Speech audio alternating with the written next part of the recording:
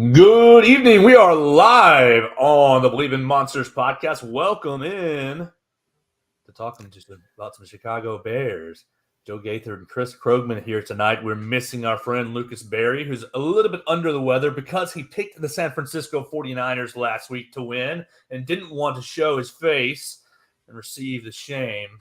So he's playing the sick card. So Luke, we hope you're resting. We hope you're resting and licking your wounds and thinking about the wrong that you did on our podcast last week. But we're still going to have a lot of fun. Welcome into the Believe in Monsters podcast, a part of the Believe Network. We want to thank the Believe Network for putting us on each and every week. You can find us on the Twitter machine at BIM_pod. or at Believe in Monsters on the Facebook side of things. Go tell Lucas Berry that you miss him this week. You can find him at lberry_40. You can find Chris Krogman at ShyBears1985. And I myself, I'm at Joe Gaither6. So we're going to have a fun episode because it's a victory episode, as Krogman and I predicted wins last week. And we were proven correct by our friend Matt Eberflus and his many minions, Justin Fields, Dante Pettis, Eddie Jackson, all having big games for the Bears. And we are 1-0. You can't go 17-0 until you go 1-0, and we have achieved that. So we're going to talk about the 19-10 win in the rainstorm, and we will kind of talk about that, and then we will talk about the deepest enemy in my heart.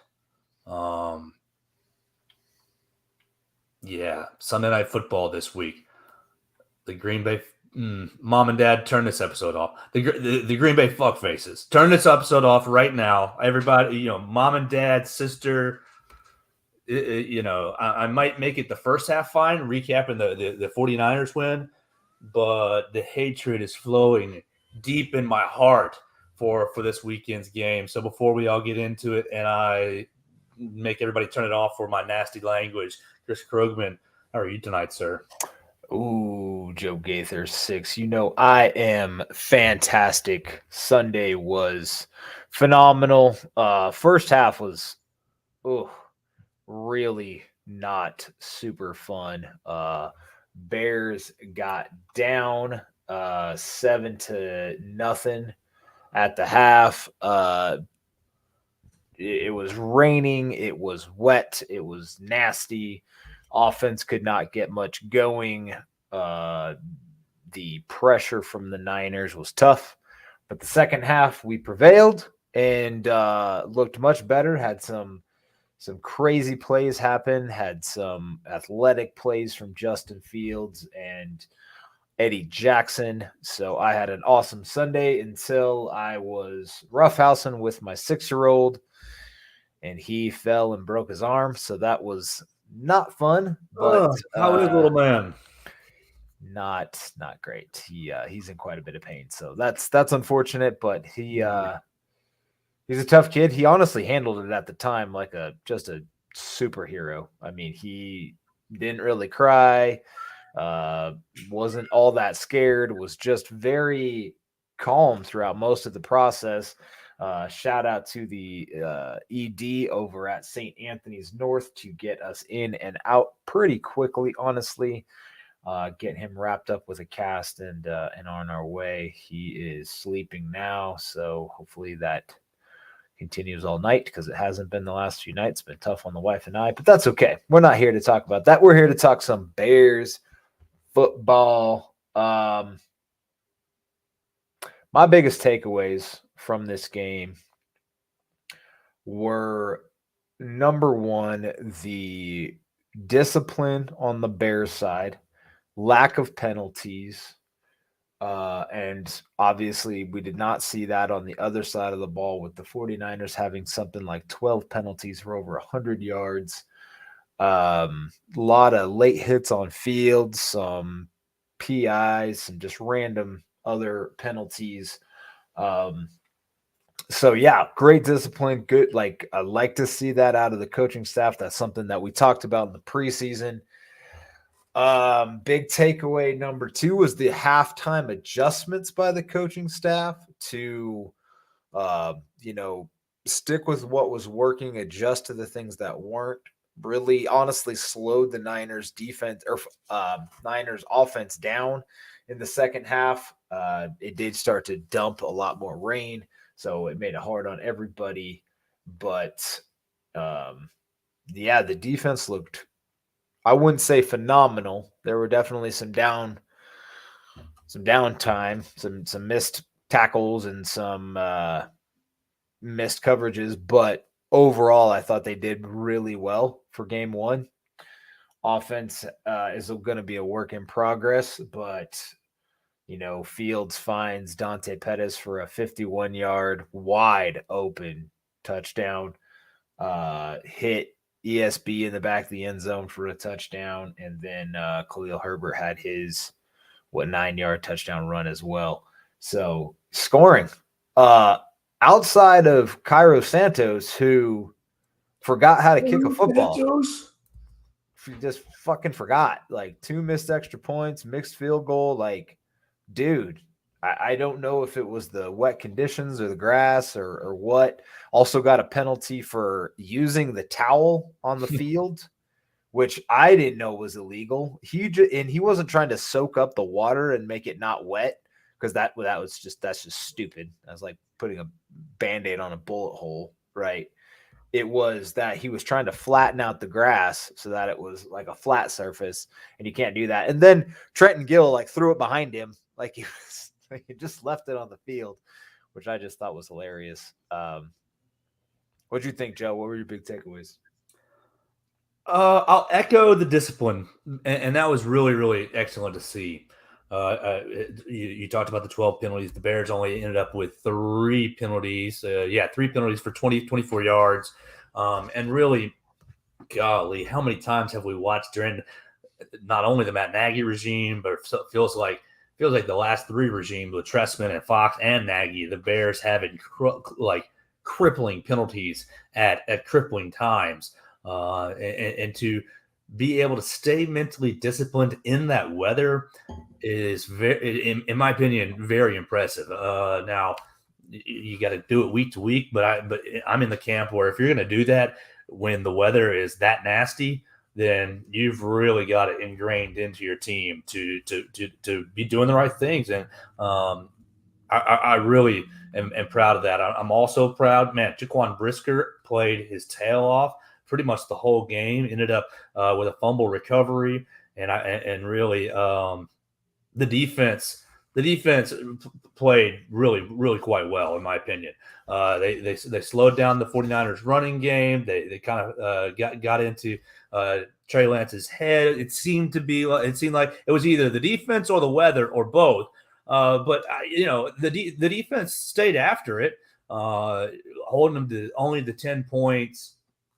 I was really impressed by that. Eddie Jackson getting back to doing some of the things that we like to see from him, putting his hands on the football and getting an interception. Oh my gosh, I thought he was close. He was so close to taking it all the way back.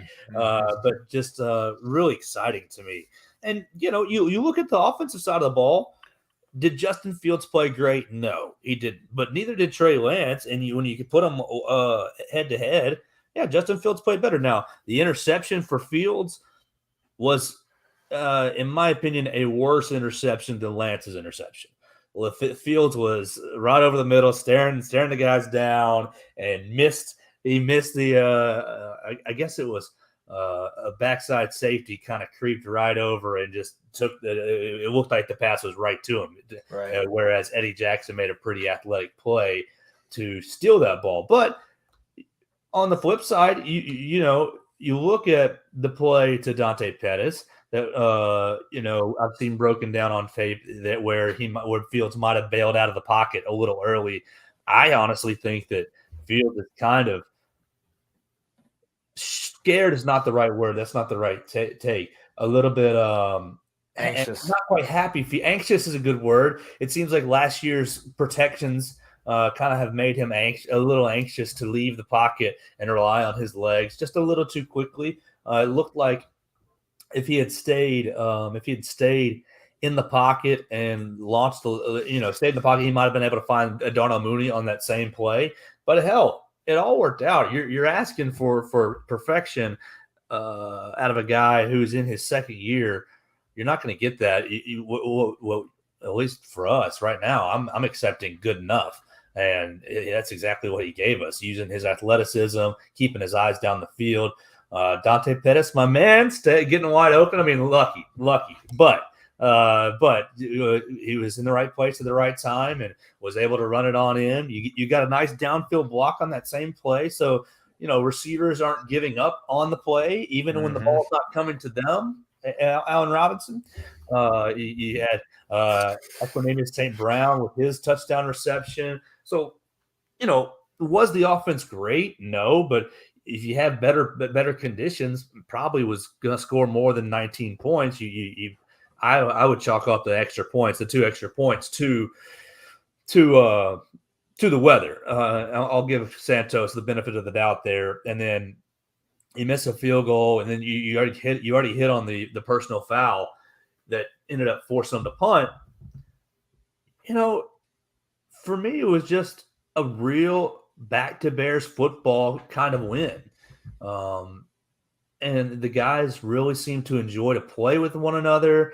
The offensive line still has work to do, absolutely, but they're also playing against Eric Armstead and Nick Bosa and a really good defense. So, and you're not really going to get a whole lot of breaks in that category where most of the NFL has solid defensive fronts. You're not going to get a lot, but really, when you think about where this team is, it was a great day. It was a great day. When you're down 10-0 and you can buckle down, get yourself in the end zone to get back to 10-7, and then fighting. You take the interception.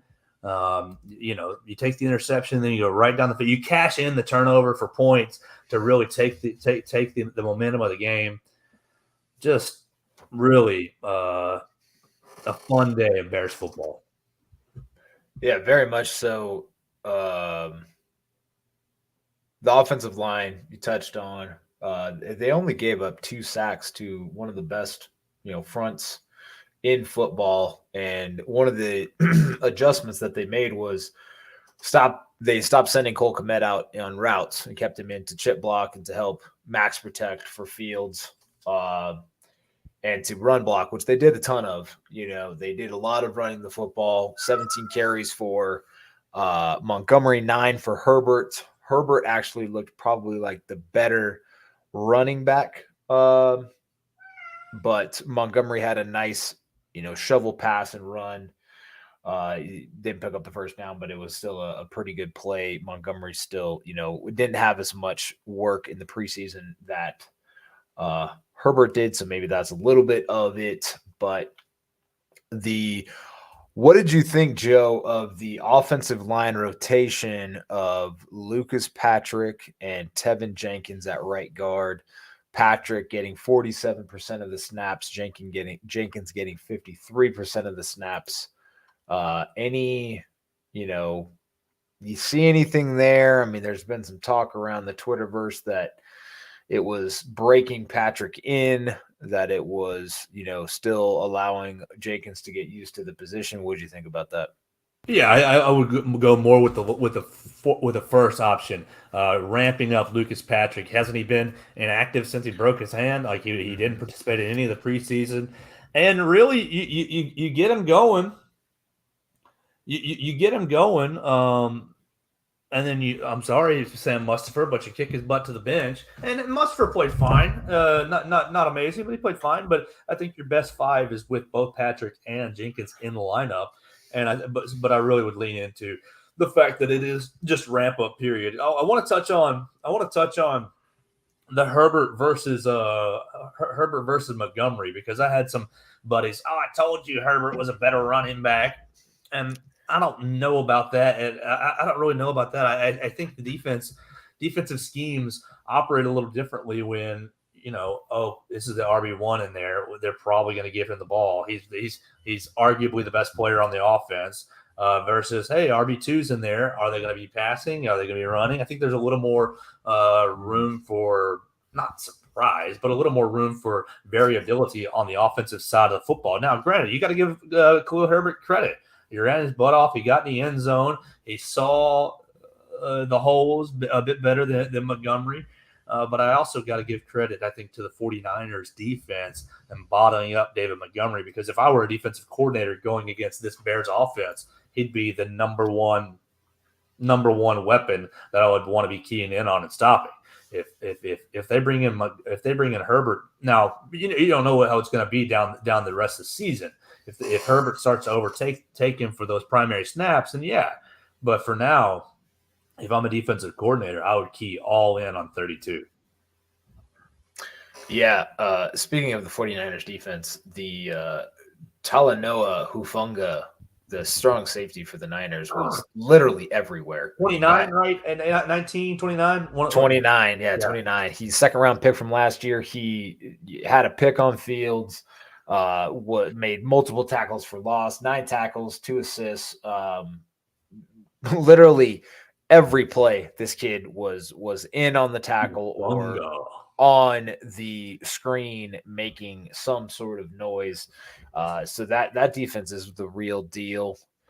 As far as Montgomery and Herbert go, I'm not worried about David Montgomery. I think he'll be completely fine. Plus, with a new offensive scheme, different offensive line in and out, different running schemes, I think you're right in, you don't know what to expect when an RB2 is in there.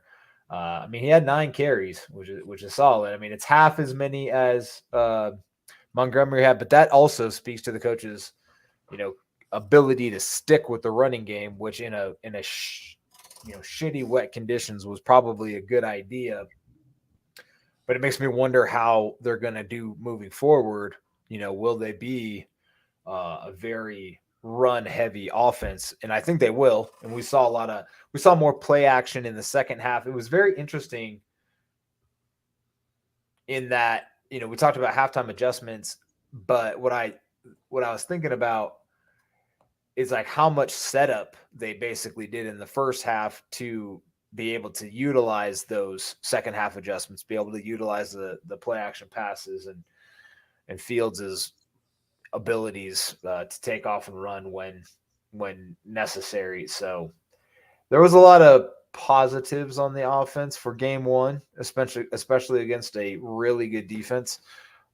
There are some things that Fields needs to work on. I think that pocket presence, last year we talked about almost his ability to get out of the pocket quickly and make a decisive move to run the ball, where this year I think it's happening a little too soon and he needs to chill and stay in the pocket, manipulate it left to right and not just up and down and not just bounce and roll out. That's the other big challenge I've seen with Fields is he tends to, when he scrambles, he rolls, laterally rather than looking for that up the middle run or, between that tackle and guard. When the tackle is taking his guy way wide, looking for that lane, he'll go even wider around that guy and end up getting smashed in the backfield. So what do you think about Khalil Herbert's comments? Oh, they came in and drew plays on the whiteboard,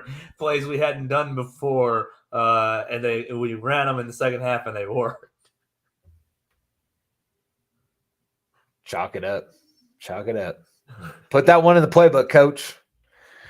It's just hilarious to me. Like, oh, he's a second year back, right? It's Herbert. Yeah, okay. I think so.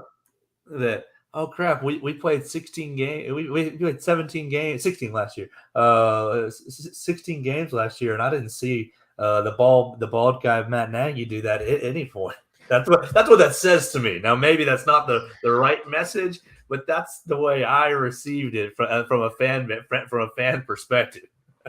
I mean, can you just see Fields like in the huddle and be like, "All right, guys, remember the one in the locker room we were running? This is how you do it." And he's just drawing it up on the ground. It's like, Herbert, I'm gonna need you to swing out here. ESB, go this way, and Mooney, you go this way.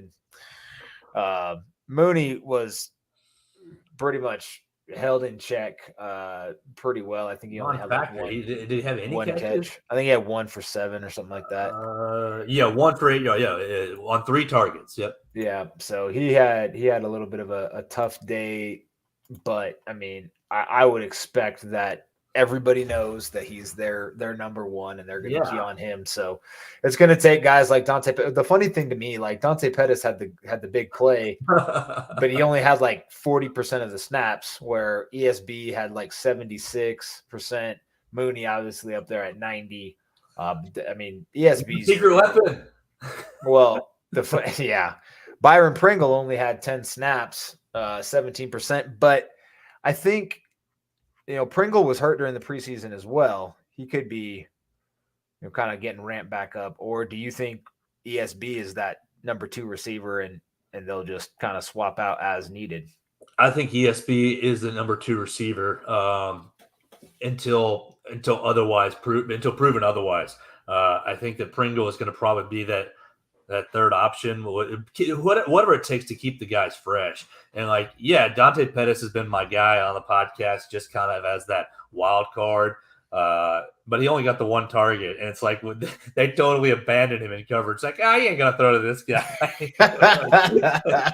We haven't seen him all day. Fields barely hasn't looked. His jersey isn't even wet yet. But it was nice that he actually made that play. But I also think a lot of the passing game was neutered by 2 factors: the 49ers defensive front, and then the weather also. So you got to mitigate how much do we really want to be throwing down the field. How much, what can we get away with this defensive front? Who can win at the line of scrimmage was kind of a factor there. And when you have, I don't want to disparage our guys, but less than stellar wide receivers as a whole, you're not getting a lot of wins right off the line of scrimmage a lot of the time. So I was really just, and it may be just orange-colored glasses because we won. I was just really happy with the approach to the game plan, the approach that Luke Getsy basically brought from a play calling standpoint of picking his moments and picking his spots when to throw the football. There was a lot of little screen plays, picking his moments when he wanted to attack. The ESB touchdown pass was a product of good running the football patience, and then calling the right play at the right time. I mean, you look at the 2 Packers quote unquote geniuses that got offensive jobs. Would you rather have Luke Getsy as your offensive coordinator or Nathan Hackett after what he put out on Monday night? I think we might have gotten the better end of that deal. Yeah, lottery winner right there. The ESB touchdown, dude, was wide open. Great throw by Fields. Just put it right over the line and got it to him. I thought, like you said, great win, and we might have some orange colored glasses on, but that's a good team. The 49ers are a good team. A lot of people, I heard multiple times during the broadcast that they were a Super Bowl roster or a Super Bowl contender. I had talked to some 49er friends who, basically said that the weather neutralized the game, which to me, both teams had to play in the rain. Yeah. I mean, it's not like the Bears did get the ball during a drier period of the game, but at the end of the day, it was still stupid wet out. Like the whole field was soaking wet. So another little tidbit, the field held up pretty well with that new Tafoa 31 or Tonga 31 or whatever. Tip of the hat to whoever decided to lay that grass down. I think it was actually Eberflus. So coach coming through with the Bermuda Tahoe 31. Hut hike, as Luke would say. It sounds like a play call before the snap. Tahoe 31 Tahoe. Is that hut? Well, Joe, any other? Oh, how can we forget this? So, let's do like bear up, bear down, or whatever you want to call it. Any For me on offense, bear up was Justin. He made plays when he had to. Bear down. I don't think anybody was like horrible, like just absolutely terrible on offense. On defense, Dominique Robinson had a phenomenal game. Rookie, right? His sack of Trey Lance and he grabbed his jersey, didn't let go, and whipped that dude down by just his jersey. Like that was one of the strongest display of hands I've ever seen. I mean, Lance is no small person. He's pretty much a big running back and that can throw the ball. And Robinson got him down with one hand, and that was extremely impressive. He also outsnapped Trevis Gibson, which is a little interesting. We saw some flashes last year from Gibson. Not sure what this coaching staff sees in him or doesn't. Robert Quinn obviously more or less neutralized by Trent Williams, but he did have a couple pressures on Lance. But yeah, big bear up to Dominique Robinson. And he was only playing wide receiver like 2 years ago at Miami of Ohio. Right. It's like his 19th game as a defensive end. Yeah, so that's your bear up goes to Ryan Poles and the rookie class. Mm-hmm. The rookie class, Braxton Jones didn't play great, but played okay enough. And then you just touched on Dominic Robinson. Velus Jones didn't really make any sort of impact in the game. He didn't play. But he didn't dress. He didn't dress. Okay, well that's why breaking news. But I was just thrilled. I guess my defensive bear up has got. I have to go with my guy Eddie Jackson. Yep. He missed a nasty tackle on Trey Lance that he should have come down and he could have cleaned. No, that wasn't him. That was Brisker, man. Brisker missed that tackle. Jackson got run over by Debo on the touchdown, but almost anybody's going to get run over by Debo on that touchdown. This was in the first half. Are you talking about that 3rd and 13 play where Lance like juked? I'm pretty sure it was Brisker. I had it in my notes that Brisker got juked on a 3rd and 13. Missed the tackle. It might have been Brisker, but I thought it was Eddie Jackson running, and then basically the bear in question. We'll say that the bear in question just armed and Lance stopped, and he went right past it. The bear in question went right. Yeah, he's slippery. It was wet out there. Yeah. Kyler Gordon, he had one pretty bad blown coverage with Juwan Jennings where he missed him, but he also had a great open field tackle on Debo that saved a first, or I think a first down, maybe even a touchdown. For the snaps he got, Watts looked pretty good. He didn't get a ton of snaps because he's brand new, but he had 21 snaps, 31% of the defensive snaps, and he looked okay. Matt Adams was interesting. He only had like 15 snaps, so they must have been in nickel quite a bit. It was a lot of fun. Nice way to go 1-0. Nice way to go 1-0. And really, I guess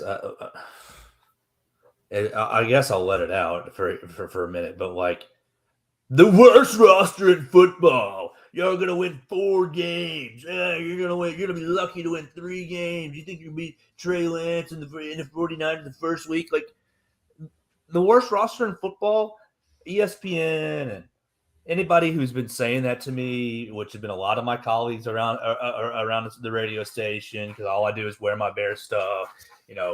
Oh yeah, Justin Fields is a bust. You're gonna see it this year. Y'all don't have anybody to throw to, and who's this coach? And Roquan Smith, he wants out. Everybody that's any good wants out. Yeah, the worst roster in football. Like, they're not the worst roster in football. They might be the most unknown roster, and that I will give you. They're the most unknown, unmarquee named roster in football. All right, that's fine, because you went out and drafted 5 offensive linemen after the 5th round. And you didn't do your homework on any of these guys. Braxton Jones came out of who knows where university and you didn't do your homework on it. Dominic Robinson, this wide receiver, defensive end from Miami of Ohio, like already came out and had a strong game. And you're throwing bones out to career wash-ups and Dante Pettis and Byron Pringle. Oh, you got arrested, so you must be an idiot. ESB. Oh, Aaron Rodgers couldn't do anything with ESB, so he must suck. Yeah. Like do your homework. These guys are, quality athletes, and do your homework on Matt Eberflus on what he brings to the table, the culture that he's instilled. And I know you're looking at preseason results and, the Bears went 3-0. It doesn't mean anything. No, it doesn't mean anything in preseason. But if you watch the bleeping games in preseason, you'll see that they're well coached. You see that they're trying hard, that from the first whistle to the last whistle, they're in the game and they're playing hard. And you can see Luke Getsy's offensive game plan and see that he obviously has a talent in scheming up a game plan and play calling sequence. Oh my God, what a night and day compared to what we've had the last 3 or 4 years. You have a talent that knows how to say, I want to go from this play to that play to this play to that play, string them all together. And man, we may be punting, but we're over the 50-yard line. We're not going 3 and out. We're not going, we're not going incompletion, 1 yard run, incompletion, punt, like over and over and over again at a maddening rate. And we're not going to be doing that the whole year. Like, you want to underestimate, you want to say the worst roster in football, you say that at your own peril. You say that and you will be wrong. And by the end of the year, you will know names on this roster, because by the end of the year, when you see the Bears with anywhere between, I'm going to stay with it, 8 and 11 wins, I think you're right in that range.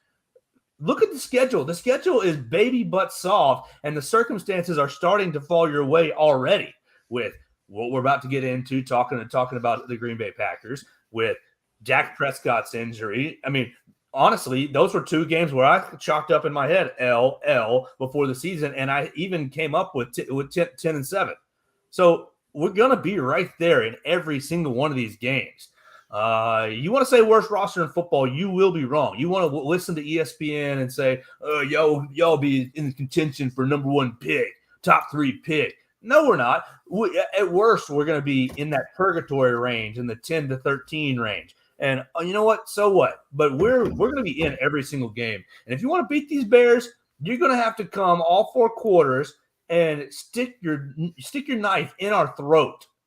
Honestly, you're going to have to kill us every single game. And I really believe that with Matt Eberflus, that these guys are going to come out every single game and with a game plan, a competent game plan that gives them a chance to win. And they're going to play hard football. They're going to play disciplined football. And if you blow us out by 50, you might be the Buffalo Bills. But other than that, we're going to be in every single one of these games this year. I'm really annoyed. And doesn't mean that, Joe said they're going to win the Super Bowl. No. But the Bears are going to be a lot better than you guys, than you experts or you casual football fans thought we were going to be. Yeah, I think I mean, Bears fans as a whole have always been annoyed with national media. And I think any franchise that has been dumped on as much as the Bears have by national media would be annoyed by it. And, I think there's a certain clickbait aspect to all media now, which is unfortunate. What pisses people off is what gets the most amount of views, shock value, just dragging people through the mud. What Dominique Foxworth saying Justin Fields should ask for a trade. I mean, dumbass. The Bears cap situation is hell. Yeah, just absurdities. I used to get so mad at this stuff and so triggered and respond to people on Twitter with these opinions. And now I'm just like, man, I'm just over it. I don't want to do it anymore. I'm just so tired of it. If they play well, then in your face, and if they don't, then it's just like, okay, whatever, I'm still a fan. I'm not going to stop being a fan. My opinions on your team don't change because I'm a fan of a shitty team. It's not like my ability to, judge football is suddenly affected because my team can't win a football game. That's the stupidest thing I've ever heard. But I'm with you, Joe. I think the league's going to be put on notice by week 6. If they get through week 6, even at 3-3, you're going to see a big change in this offense. It takes a while for this offense to click with any amount of talent. But you've seen already the effects of this coaching staff to where they're going to win tough games. They're going to win tight games, games against teams that are maybe better than them, maybe a better roster. There's not a Nick Bosa on the Bears. There's not a Deebo Samuel on the Bears right now. So yeah, you're going to see them fight and compete with every team that they come against. The defense is going to play extremely hard. Offense, like you mentioned, blocking downfield when somebody else has got the ball is a big deal. Shows effort.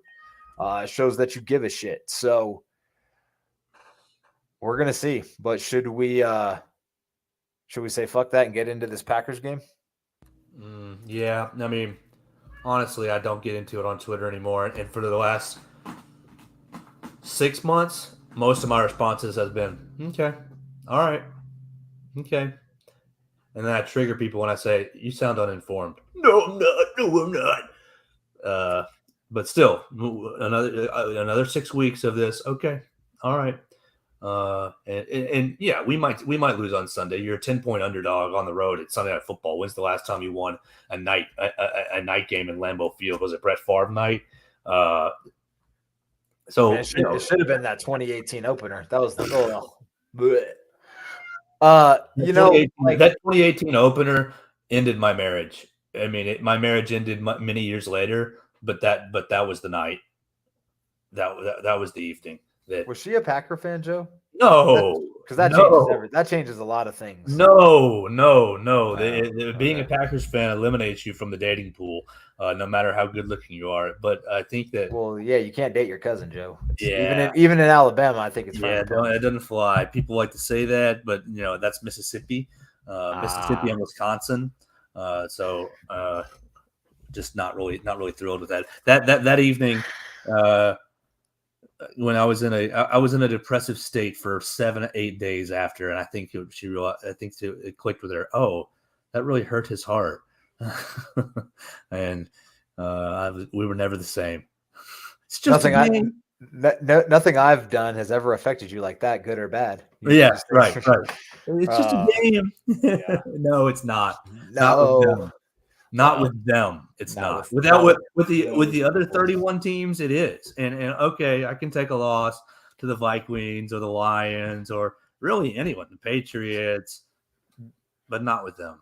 With them, it makes my blood boil to places where my mind, I lose my Christian faith in a major way when it comes to Packers week. And so I'm ashamed. Sorry, Lord, forgive me. Don't look at me this week, please. I lose all my morality when it comes to Packers week. It's back to the national media thing and the uninformed Twitter person. They really sound like they're just repeating what ESPN told them, and that's I get it. You can't be as informed a fan on every single team as a true fan of that team is, but don't just regurgitate what you hear on TV. I mean, ask questions. Hey, is Justin Fields? What do you think of Justin Fields? Or what do you think of your wide receiver crew? Whatever. Ask questions. Don't be an asshole. Packer week. All right. So they are coming off big L to the Vikings in Minnesota, 23-7. Embarrassing loss. That made me so sad for them. 22 of 34 for for 195 yards and a pick. Jordan Love got snaps in this game and threw the ball 5 times, which I didn't even realize that was a thing. Aaron Jones and A.J. Dillon both ran the ball pretty damn well. So that's going to be what the Bears need to focus on, in my opinion, is that running game. Aaron Rodgers' wide receiving crew is about as talented as the Bears, according to ESPN. You had A.J. Dillon lead the team in receptions, followed by rookie Romeo Doubs, Robert Tonyan, Christian Watson. I mean, I only know who these guys are because I'm an NFC North fan and I've seen this team for years, but nobody knows who Romeo Doubs is. Nobody, very few people know who, other than fantasy football players, know who Robert Tonyan or Christian Watson is. And Josiah DeGara had two catches. Sammy Watkins, back from the dead, had 3 catches. You haven't got the one name. Huh? Keep going. You got two more lines to get to the one name. That Randall Cobb guy? Fuck that guy. Fuck that guy. He had 2 for 14, but I think we just knock him on his butt right out the gate. It's going to be tough. Kendall Vildor just go out there with a knife and cut his Achilles and say, "Okay, I'm out. I'm you can throw me out of the game. It's cool."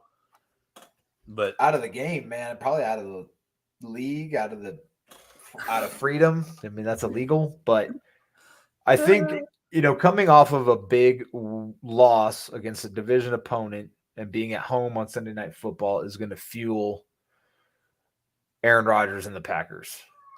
He's got to back up his comments from last year. Did you see that Barstool video where with him and Big Cat? No, that one was funny too. But this was, I don't know who this was, but they asked him if he had insurance, and he said, "Yeah, with State Farm or whatever stupid insurance he represents." Yeah. And the guy's like, "Oh, okay. Well, can you explain insurance to me? Is that like drafting a backup quarterback in the first round?" And then it pans back to Rodgers, and he just kind of can't keep a straight face, and he starts to smirk. He's like, yeah, it's kind of like that. And I don't know how much of it's cut up or whatnot, but I do with State Farm. With State Farm. Yes. Explain the insurance. It's basically like drafting a backup quarterback in the first round. Just in case. It is, yeah. Oh, thank you, Caleb Presley from Barstool Sports. What an analogy. Just in case. And Rodgers just lost it. Yeah, so that was funny. Anyway, I think that's going to be tough. He's going to be pissed. He, owns the Bears. I still own you. So I'd love to see them get after him, smack him in the mouth, put him in his place. It's a 10-point underdog. They were a 7-point underdog against the Niners at home, which is essentially like a 10-point when you're on the road. I'm not saying they can, come out, go 2-0, but I'm not saying they can't. They're going to play tough. And, Ryan Poles came out and said, we're going to take the NFC North and we're not going to give it back. He understands the importance of this game. He understands the importance of division games. I hope it sinks in with the new regime. And that's what I loved about Lovey is, yes, the North is important. It is. But it's important to beat the Vikings. It's important to beat the Lions and perform well in the NFC North. But it's more important to beat the Packers. I don't care if we finish last in the North, but if you give me 2 Packers wins, I will accept that all day. I will be happy. I will be doing backflips. I'm sorry, that might make me caveman and simpleton. That might make me, meathead. Give me my Polish sausage and let's all, have a heart attack right here. But this game, I loved you, Lovey, because the goal number 1 is beating the Packers. Then it's the North. If you split with the Vikings and Lions, okay, or whatever. That's what. But and you really haven't had a coach since Lovey who really embraced that. John Fox was vanilla as all get out. Dagum Tressman was a nerd. And Nagy, for all the crap we give him, was great against the Vikings and Lions. Great. But he came out and laid eggs really all except for one time against the Packers. And Right. yes, the one time got you a division championship, but that just shows you the importance of the matchup. You beat the Packers, you can do what you can kind of not say mess around with the Lions and with the Lions and Vikings, but you beat the Packers, you set yourself up for a great position to do that secondary goal and of winning the North. That's where it all starts. I mean, these bastards have owned the division all my life. And so you want the division, you want to take the North and not give it back. It starts by beating the Packers. Packers defense was top 5 last year. They're a very talented defense. They have lots of, We borrowed Justin Jefferson for a week. Top picks. Yeah. Right. And forcing them to play a zone coverage is really what allowed the Vikings to kind of move the ball the way they did. Bears probably aren't going to be able to do that. They don't have the individual talents to do that, but maybe using Justin Fields' athleticism, being able to run the ball if they can, will also help. So that's what it's going to come down to is these two defenses, hopefully, going at it again and keeping their offense either off the field altogether or shutting it down rather quickly. Yeah. What do you think that the Bears can do against this Packers defense, Joe?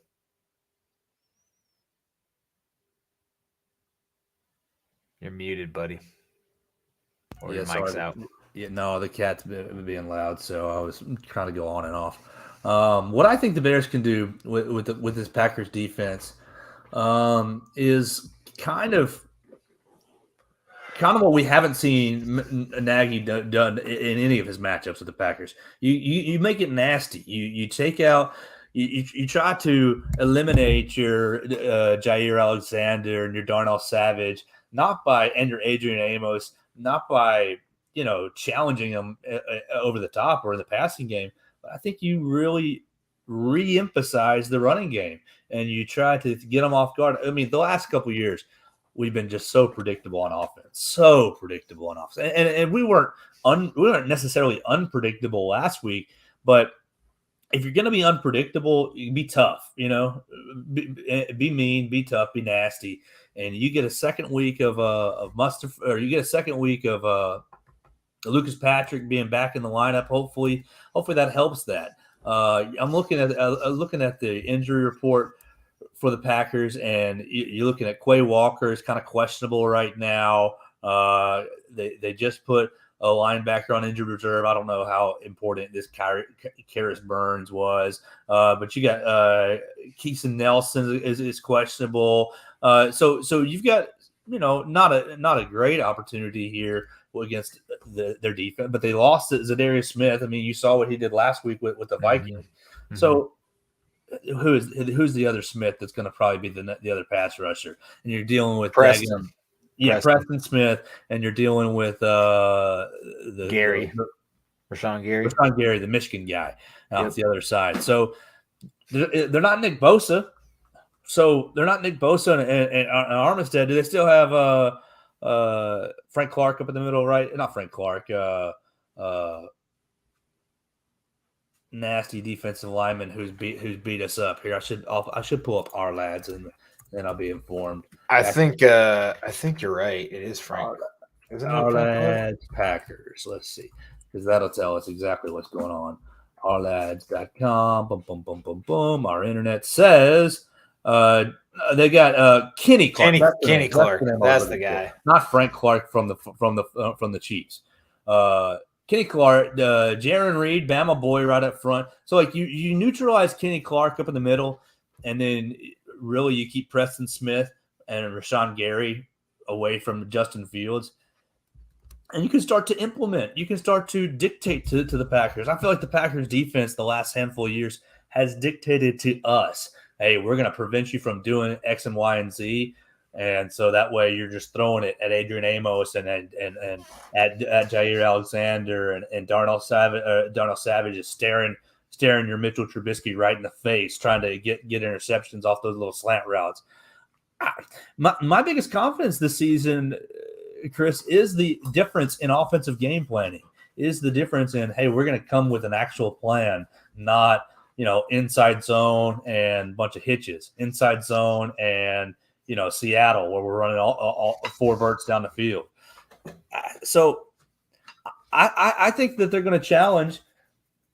I think they're going to challenge the Packers trying to run the football. You look at Getsy. He came from the Packers, so he saw over the last couple of years the games that they have been beaten up in, your 49ers games where they get run right up their ass. And I think that they're going to try to be as physical as possible with this team.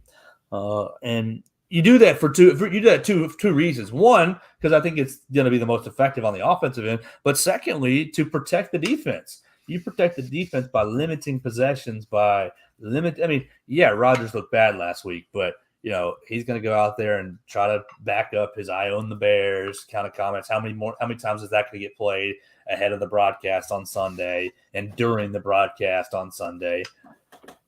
So you protect the defense in that fashion, and you try to slow the game down, try to muck it up, and you try to win another 22-17 type game is really the scoring range you're looking for. Yeah, so currently, like you mentioned, Bears are a 10-point underdog, over under at 42.5. Let's check the Green Bay weather.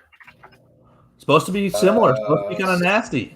79 and rainy on Sunday. 66 low. What's our percentage? Oh, wait. I would love a Robert Quinn sack falling on Aaron 40%, Rodgers, breaking the clavicle. Well, we don't need to do that. You know what I do want to see? Since they signed Pat O'Donnell, and he's the slowest punter from catch to release in the NFL, I want to see a blocked punt from the special teams. That'd be super sick and a big boost in the game in general. One of my favorite Bears plays ever against the Packers was that fake return they ran where they had everybody flowing to one side and the ball was on the other side and nobody had a clue. And they got the ball and returned it all the way for a touchdown, and they got called back for some stupid, probably bullshit penalty. How much overcoming of the referees are we going to have to be doing on Sunday night? Well, David Bakhtiari is probably out, and their other offensive lineman's probably out. Jenkins. So there are no professional holders out there. So it's going to be a little bit easier, I would hope. And, maybe Eberflus and Getsy get a little bit more calls. Hopefully we won't have to overcome a whole lot, but it is a Sunday night game. So Chris Collinsworth will be announcing the game and be gargling Aaron Rodgers' groinal area the entire time, which will. I despise Collinsworth. Yeah, he's not the best. And I didn't know Al Michaels retired and it's Mike Tirico. And my wife told me that's been like that for a minute. And maybe I just hate Sunday Night Football so much because of Collinsworth I stopped watching. But I think it's the second year of that. Okay. But Michaels is on Amazon now, right? Oh, okay. I think he's on Amazon with Kirk I don't have a clue. With Kirk Herbstreit. But no, Collinsworth, and especially last week, where I lost my voice. Well, dude, take a fucking night off. We don't want to hear you say, now here's a guy in Tom Brady. Take a night off, dude. Take it. We don't need to hear you. Well, when I played, I despise Collinsworth so much. People that like him, I don't get it. I don't see it. I don't know. I like Tony Romo. Yeah, Romo's fine. There's a lot of them that are just fine, but Collinsworth's in my real hatred for him. Him and Gary Danielson on CBS 2:30 in the afternoon for college football. Really not a Gary Danielson fan either. Trying to get more into college football. I watched a decent amount over the last 2 weeks. But Saturday was an amazing day from a neutral perspective. yeah, that Bama Texas game was solid. The Florida Kentucky game was good.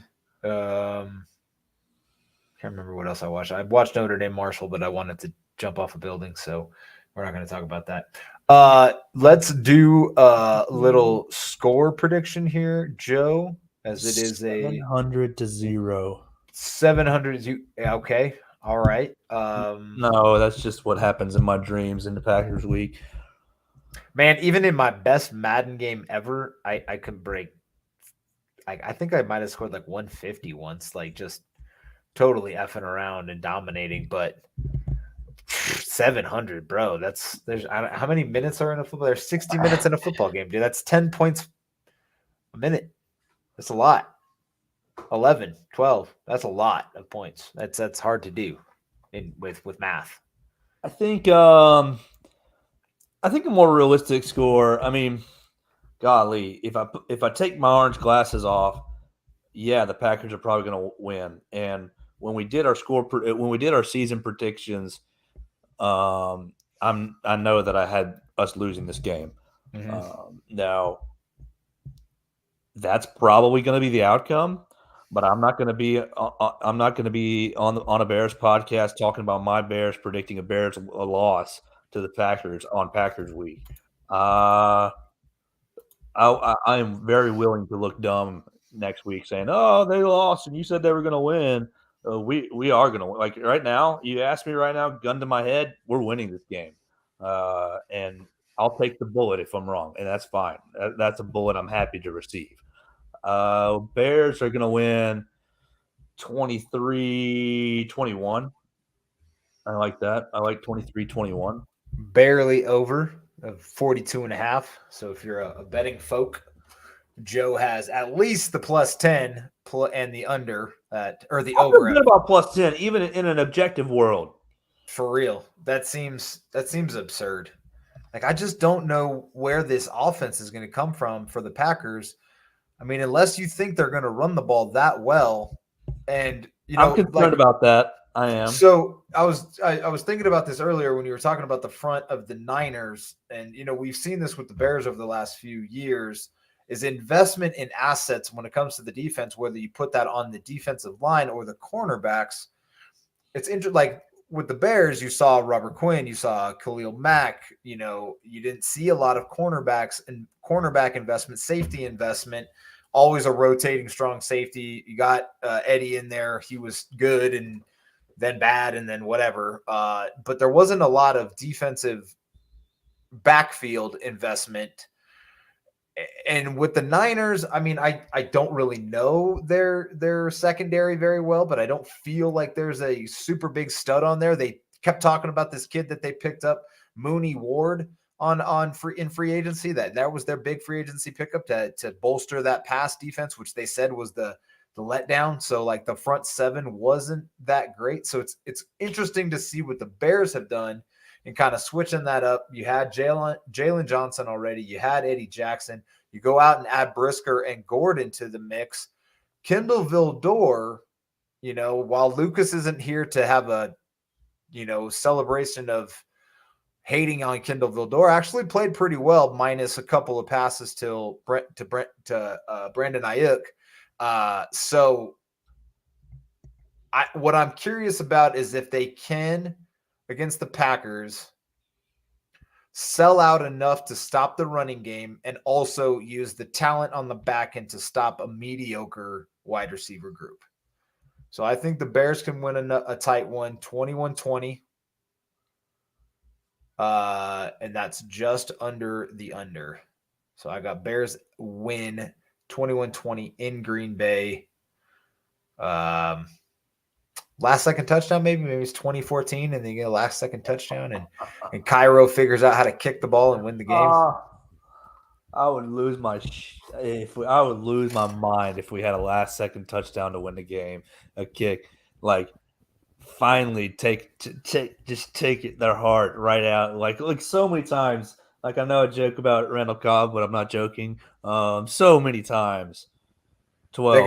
That guy has sucked the life out of my Sundays. Like you just feel Packers it. games take years off my life. Literally, you feel it coming, and then you get this glimmer of hope, and then some rando picks up a fumble and runs it in for a touchdown, and you're like, what the fuck just happened? Or Randall Cobb catches a 80-yard bomb on Sunday Night Football, and when you're up big, it's super not fun. But Rodgers looks Aaron Rodgers has old and tired.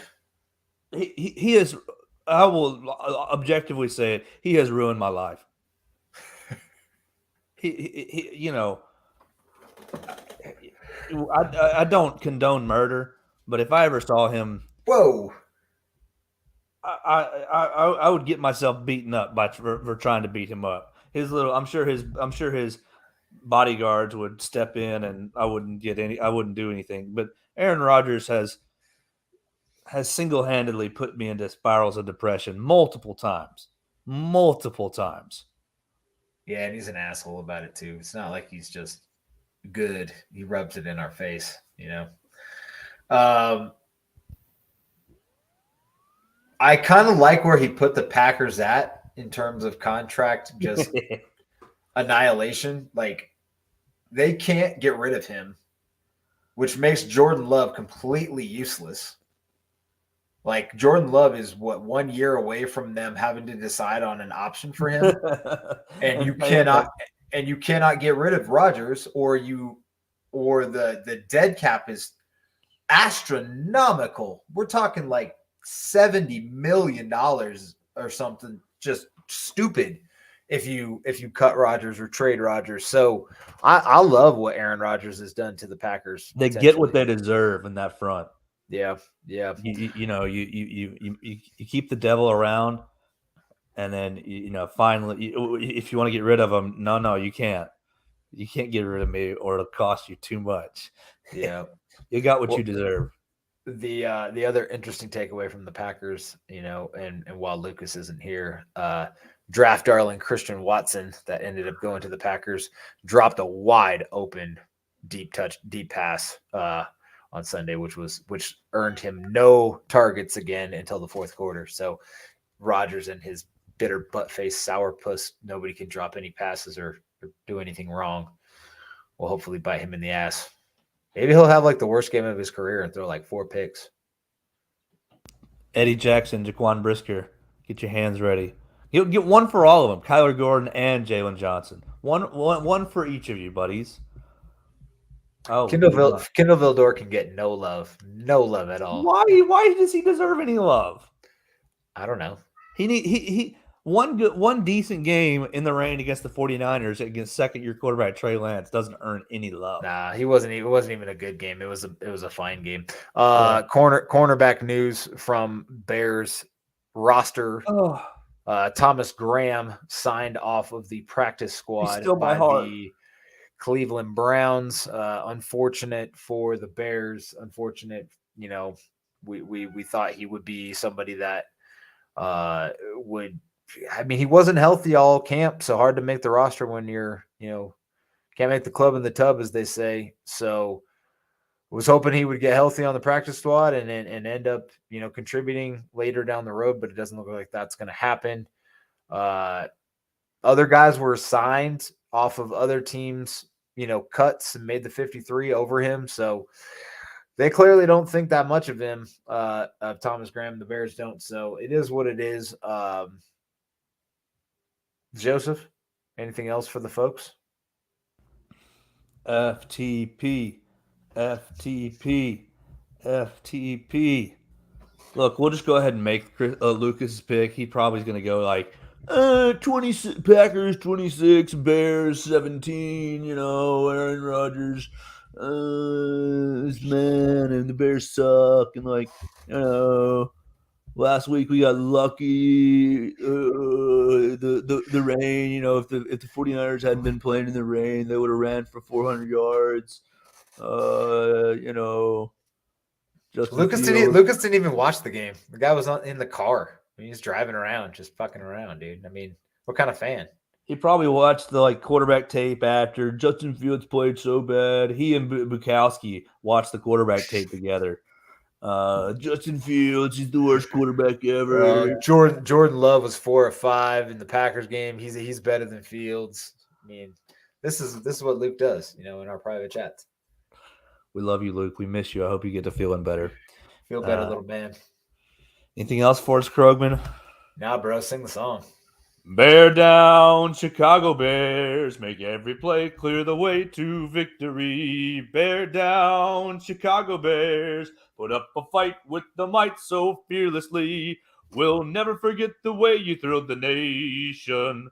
With your T formation, bear down, Chicago Bears. And let them know why you're wearing the crown. You're the pride and joy of Illinois, Chicago Bears. Bear down. down. Beat the